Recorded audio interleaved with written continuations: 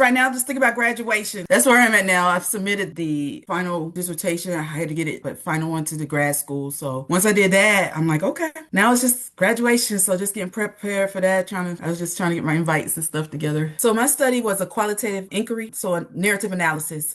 So it was a narrative analysis, the career success of Black women in C-suite positions in STEM organizations. Yeah, that's the gist of what the main dissertation was about. I didn't even think I was going to do a PhD. I did my master's straight after undergrad. My undergrad was mechanical engineering, and then I went on straight through and got my master's in engineering management. And so I've been in the career, it was 18 years into the industry itself. And so the opportunity presented itself to do a PhD, get tuition reimbursement. And I was like, okay, well, let me work, maybe do this and do this route. And so I knew that there was challenges with me being in engineering, a woman of color in the industry itself. And so when I saw the opportunity, I said, oh, well, it has to be an online program. I said, let me make sure it's online because I'm working full time. So that when I looked, I was like, okay, it has to be online. So I looked for programs and I saw some that were in the leadership studies program at North Carolina Agricultural and Technical State University. And then I said, okay, and it's the leadership studies. This is probably the route. I was doing engineering management was the route. So tied with my STEM, they had the curriculum where it could tie in with what my leadership in STEM. So I knew that's the route I wanted to go. And then I also wanted to go to HBCU, Historically Black College and University, because I went my undergrad at University of North Carolina at Charlotte for both undergrad and grad, and said, well, and my brother had graduated as well from North Carolina A&T. And so I said, well, the opportunity presented itself. I had two cousins that also graduated with their PhDs from A&T, North Carolina A&T. So seeing that they did it, that was the kind of inspiration that I could do this too. And so that's what got me into it. And then seeing other people that also graduated from the same program was encouragement. And one of them actually did my letter of recommendation. It was an inspiration anyway for it. So that's what got me into the program. I said, oh, okay, let me go ahead and get into school. I never really thought I'd be going back to school, but the opportunity presented itself. And so I did make sure that it was online opportunity as well as working full time. So it was a part-time part of it. As my mom tells me, do you even know what you signed up for, Tiffany?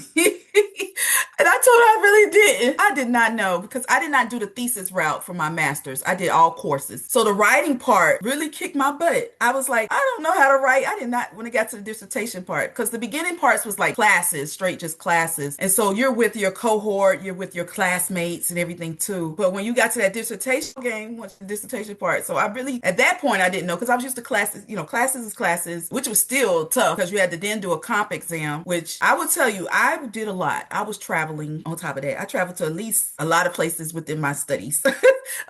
For the most part, I was in Africa 2 times, Ghana 2 times. I probably went to Italy throughout this time frame, to Canada. Like I traveled some just in general. And coming back from the Africa trip, I was trying to be online with my cohort as we was trying to do the prepping, doing too much. And then still was able to get through the comp exam piece of it right afterwards. And it was a 2 weeks comp exam. Like I really did not know what I was walking into. And I mean, with the help of my advisor, I didn't know. And so now, looking back, it's some things I probably could have done better as far as understanding the process up earlier, but wasn't until I really got into it that I really understood it. But trusting the process, and that's what I had to keep reminding myself. And my advisor kept telling me, stop trying to tell everybody when you graduate, because I started in thinking, oh yeah, we got this plan of study. Okay, I'm gonna do this.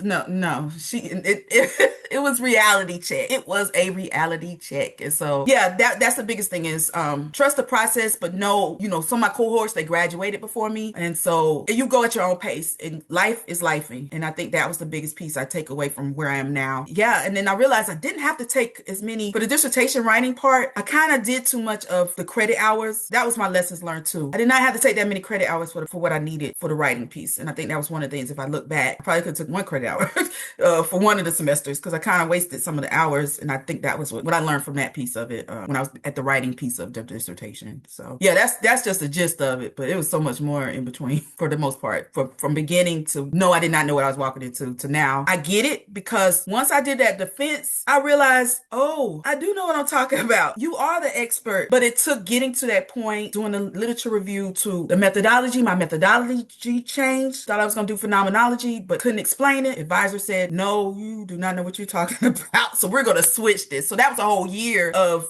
not to say a waste, but I didn't know what I was doing with it. So that changed up too, from changing to a narrative analysis. But once I got it to the Brown and Clark, like for me to even get to this point where I can even talk about references and citations. I never would have thought I'd be able to talk like that at the beginning. So yes, it's been, and when they say you're a scholar, like I get it now. On the other side of things, to be able to now understand the research process, and be able to know now how to go about doing it and getting it and grabbing it, the citations. Cause I mean, it was a lot of feedback. And another thing is also, trust the process and understand the feedback that's being given to you. It's a reason behind it. Don't be hard headed is what I said with the feedback. The faster I was able to follow up with that feedback with my advisor, because we had on the calendar every bi-weekly meetings. Like I learned the process of just get it back to them. And then, yeah, it took some time to really grasp it, but that feedback is necessary to keep you getting to the next part of it. And so that was what I learned on the other side of things. I was within a year of just trying to justify this methodology. That's the chapter 3. And I really did not understand it. I was trying to do some research, trying to see the books. Let me try to figure out how to do it and tie it in with my theory. And I just could not explain it. The phenomenological approach probably could have been it with the lived experiences. Me being an engineer, I'm gonna tell you, this qualitative was, I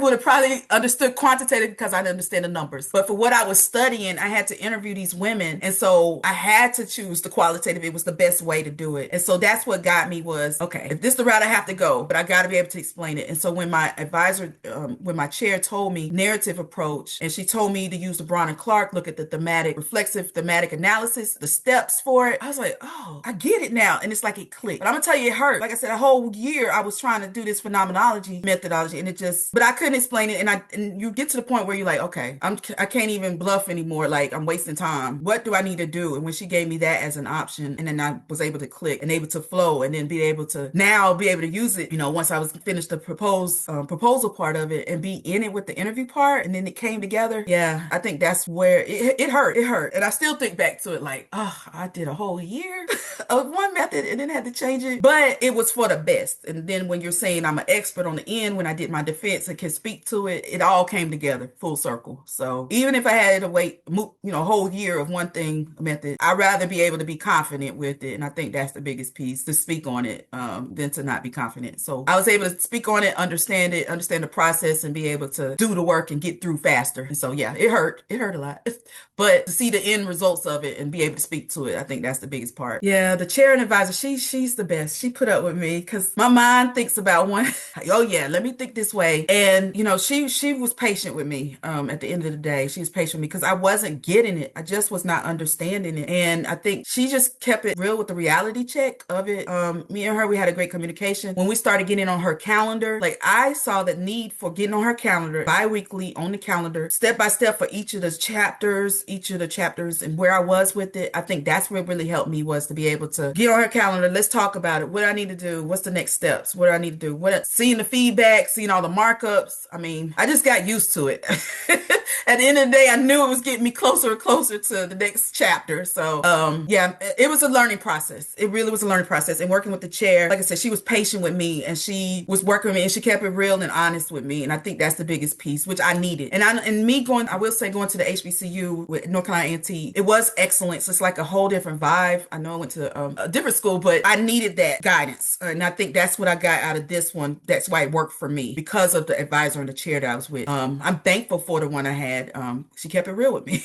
She was like, let's be honest. She's like, you're the engineer. Like, let's do the math. And I'm just like, oh, really throw it in my face. But that's what I needed. So, yeah, it was understanding, learning each other. She learning me, and what approach worked for us to keep moving. I think that was the biggest piece of it. And staying in communication, emails, and on our weekly call or bi-weekly calls, that really would really help. So being on the calendar, which I needed that structure anyway. The literature review, chapter 2, probably was the hardest. If you talk about chapters, like I said, I've never written, I've never done the thesis route. I didn't do the writing, but to get all the pushback of, you need to go explain it, go find some more citations, no, you need to explain it. It just was like, when does this stop?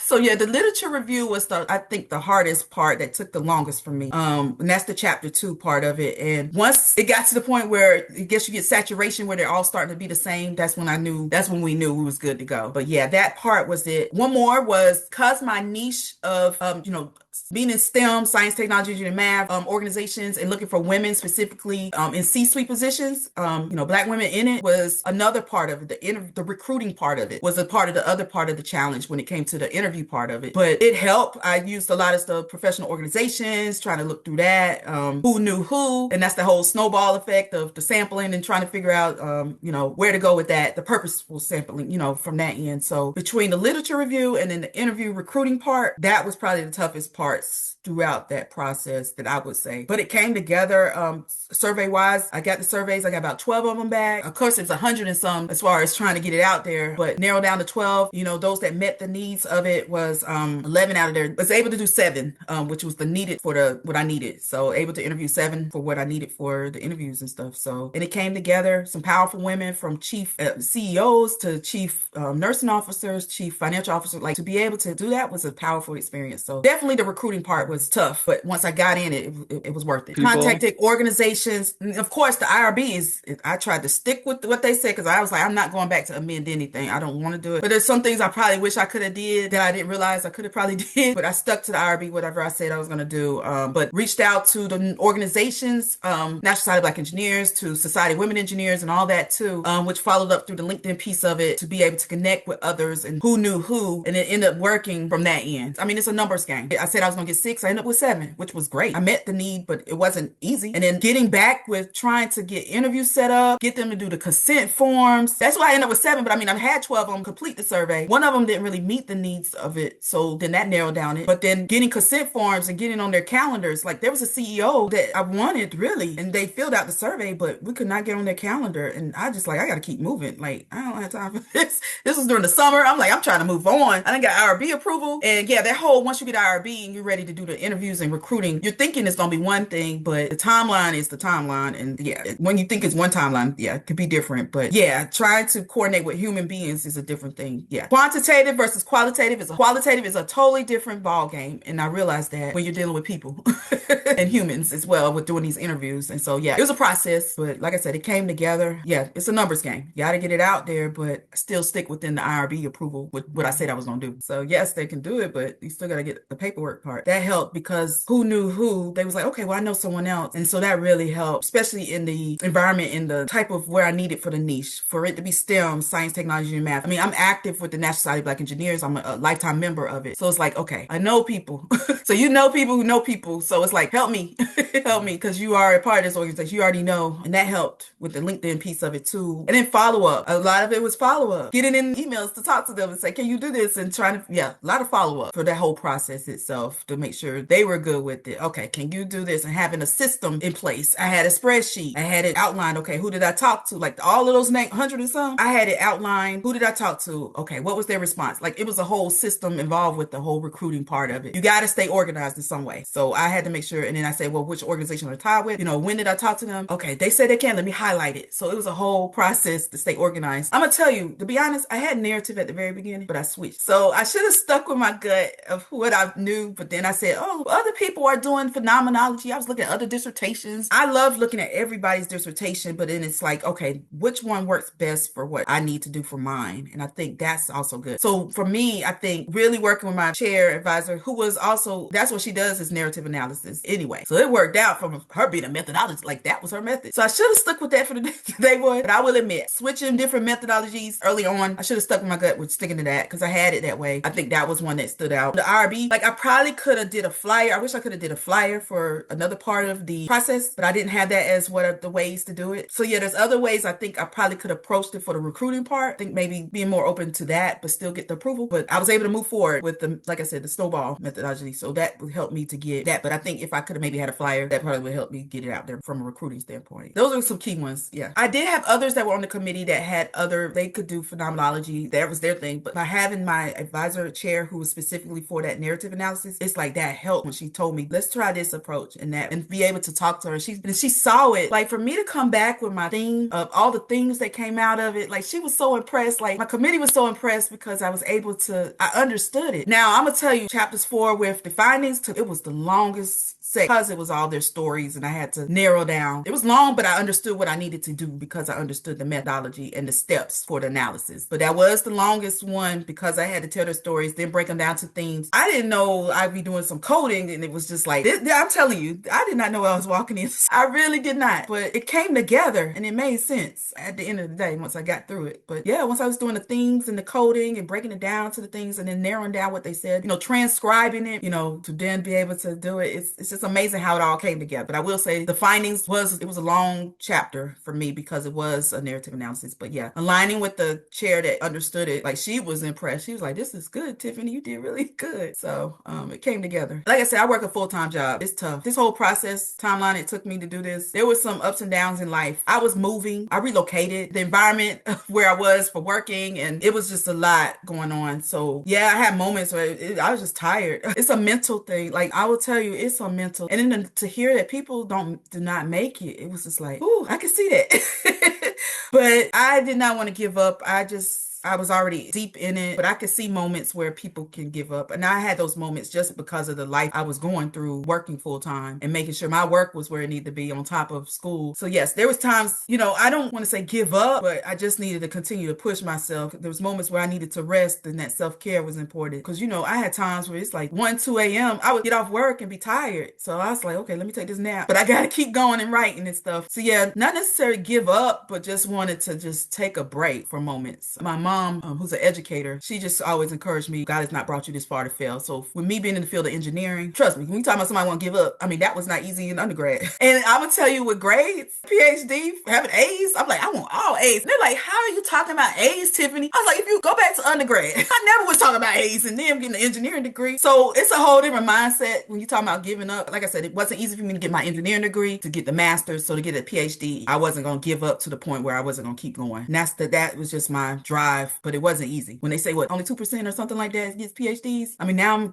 in the 2%. And so I think that's what pushed me more to be like, okay, if it was easy, everybody would get a PhD. So yeah, there might have been moments where I might have needed to take a break, but the give up part, I just knew I had to keep going back to my why. So when you say at the very beginning, why did I even decide? Because I knew the study that I was doing was for a reason. I didn't see much representation in the C-suite positions. This was my opportunity to be able to talk to women in those positions. And I got motivated. That interviews that I did with them, it was motivation for me, inspiring. Let me tell you also, doing those interviews, I had to be the whole researcher's bias piece. I had to keep that in mind. So the reflective journaling, they talk about the triangulation of the interviews, the archival documents, and then journaling reflective one. That was important. I had to make sure I wrote down every time I interviewed them, what were my thoughts, so I wouldn't be biased. Being calm on it when I'm interviewing them. So there was moments where, yeah, not giving up, but being inspired played a role with it too, because I knew the work that I was doing was important. That findings part, once I finished getting those interviews, that was tedious, but to see all of it coming together, the themes, the commonalities amongst all of them, I think that was my wake-up call that I'm almost there. I've now found what is it, and then being able to say, okay, well, what's some recommendations? What's some ways we can do better with it? And so I think that was the biggest pieces. It all came together once I got the interviews and was able to then generate the themes and come up with why's happened with all of them and everything too. So yeah, I was at the end, chapter 4 or 5, and not even getting as much feedback. Like I was like, wow, they gave me more comments and feedback at the proposal part, but the findings, they was impressed themselves. They was impressed with the interviews, the quotes that came from them. They said they're on the defense themselves that, yeah, we were surprised by them saying this and everything. But so yeah, that was my turning point once I realized what the commonalities, and it all came together from the findings. I think that was my wake up call. But yeah, but when I said, oh, this work is coming together, I didn't know how to talk about research like this. Yeah, my mindset wasn't on this. I'm used to taking classes. We take the classes, and they all were related to the leadership and everything too. But it wasn't until I had to get into the dissertation part where it hit home of the process. But it hit home once I got the defense, and the defense, when I could defend it and say I'm an expert in it. That's what I think where the belief was like, wow, I can speak to this. I now can tell you the process of how to go about research. I now can publish additional articles. So that was the belief of it. Now, okay, I'm getting this published. I can get additional published articles out of this. And that's what my chair told me, she says, you do know you can't solve the world with this one dissertation. You can pull other things. Yeah, she kept it real with me. You can pull additional articles and journals and stuff from this. And so this is just the beginning. So that's that belief piece where at the beginning, I wasn't thinking anything about this. So yeah, this is the belief afterwards is, oh, wow, I can do more with this. That's what it's got me from that end. Now, beforehand, I'm going to also say I'm also a children's book author. I've written STEM children's books as well. I've written children's books. And so she was like, well, you've written books before. I was like, this is not the same. That's why I say my chair, I love her for being honest with me. I was like, this is APA format is not the same as writing a children's book. Yeah, I've written books, published books and all that stuff. But this process was a whole different mindset to now being able to now say, oh, I can publish articles and based off of subjects and research that I've done. So now being on the other side, the belief is there even more. Let's talk about the day before defense. I was at my mom's place and she's like, okay, you need to run through what you've been ready to defend. And so I had to practice before then. Practice. She's like, you're going to get this right. So and then I tweaked it some more just to make sure. And I sent it out to a lot. I sent it out. It was a Zoom online defense. And I sent it out to family and friends. So I have a lot of family and friends. So a lot of people were on there, about 40 people. So I took a risk. I mean, it can go either way. I took a risk, but I did invite a lot of people. So yeah, of course, Chair got on there and then we got our committee members on there. And so I did my defense. Basically, the first beginning parts was chapters 1, 2, and 3, which was the proposal part that I already defended proposal-wise. So the goal was not to highlight that too much, maybe 10 minutes of that. I had a total of 35 minutes to speak. I talked fast, but I had to learn to slow down. A lot of it was making sure that I didn't gloss over it. Basically, the defense was really for my committee for the most part to try to make sure that they could pass me. But they had already heard that piece. So of course, I just emphasized that piece a little bit. But then the main part was the findings, the chapters 4 and 5 and the discussion piece. And so my emphasis was mainly themes. What was the themes? My research participants, I use a pseudo names for them, just emphasizing that. And they could really feel it because of the themes. And then I would do their quotes from the participants for each of those themes. And then there were sub themes that was with it too. So I highlighted that piece for each of the things. I had about 5 themes, total 14 sub themes. And so went through those and then that's the findings piece. And then went into the discussion and recommendations and implications and what came out of it for the most part. Once that was done, 30 minutes, then I was able to get questions from my committee members. I just was trying to get prepared. I didn't know what it was going to ask. It wasn't too bad. I did get stumped on the first go round one, but it came around where I was just like, okay, I can answer this. I can think about because he just said the research that you did, what I talked about recommendation wise, how did you go about interview them and that thing. So I kind of got stumped on that a little bit of where he was trying to go with it, but I was able to answer it. A lot of the questions was, if you look back to when you started, where do you see yourself now? So those was kind of those type of questions. And I told about my journey of, I didn't think what you're doing right now, just interview. Like that was one of those type of interviews. Like when you look back to the beginning, you proposal start to now where you are. So that was kind of questions. And of course, the